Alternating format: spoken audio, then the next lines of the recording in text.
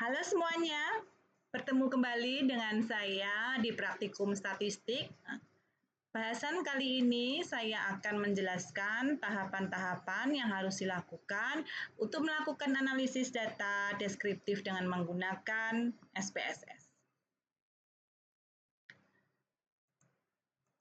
Nah, untuk melakukan analisis data deskriptif dengan menggunakan SPSS, saya mempergunakan data simulasi yang terdiri dari 3 variabel penelitian, yaitu nilai ujian, kemudian variabel gender, dan variabel pendidikan.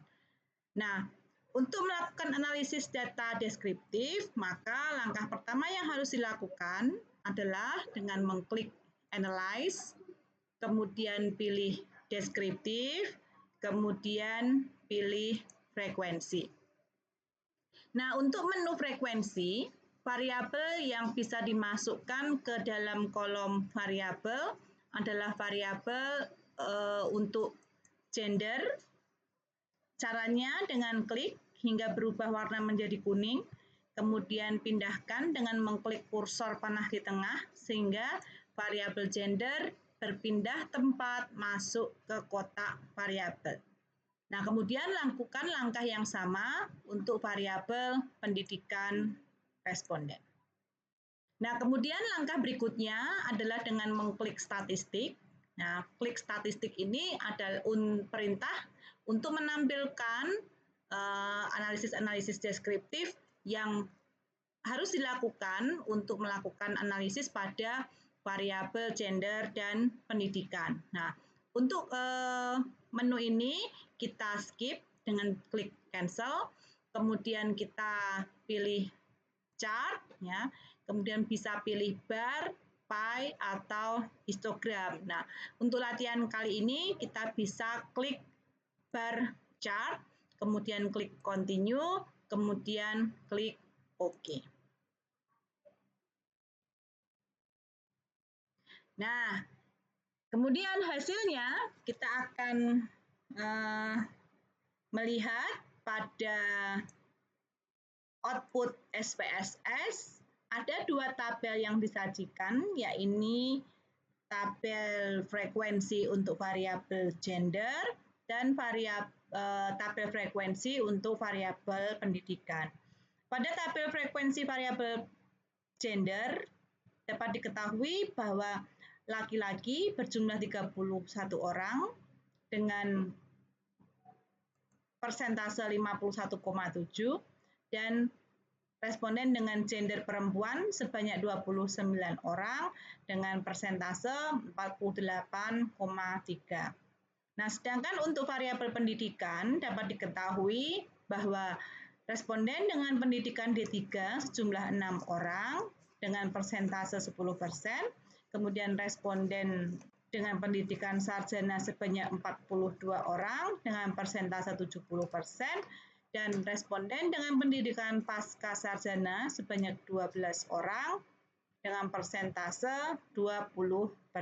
Nah, 2 output tadi merupakan hasil analisis deskriptif yang disajikan dalam bentuk tabel frekuensi.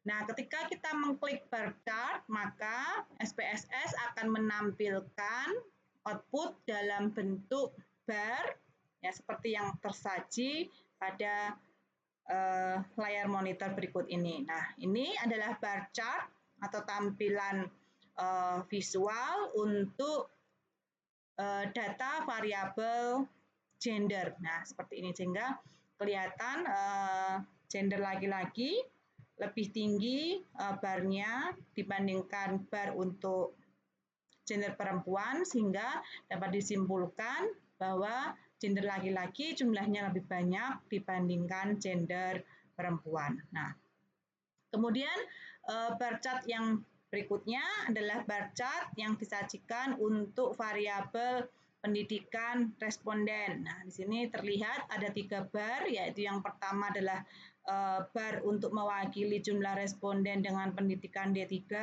kemudian ini adalah bar chart untuk mewakili jumlah responden dengan pendidikan sarjana, Kemudian yang ketiga adalah bar chart untuk mewakili jumlah responden dengan pendidikan pasca sarjana.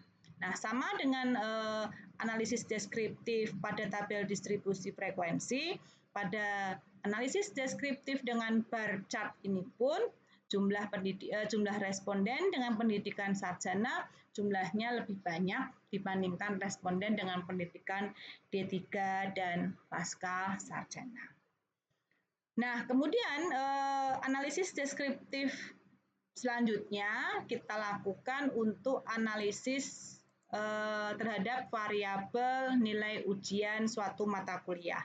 Caranya adalah dengan mengklik Analyze, kemudian klik Deskriptif, kemudian pilih Deskriptif. Nah, kemudian pindahkan variabel yang akan diuji ke kotak variabel dengan mengklik variabel yang dimaksud, kemudian dipindahkan dengan anak panah yang ada di tengah sehingga masuk ke kotak variabel, kemudian klik option.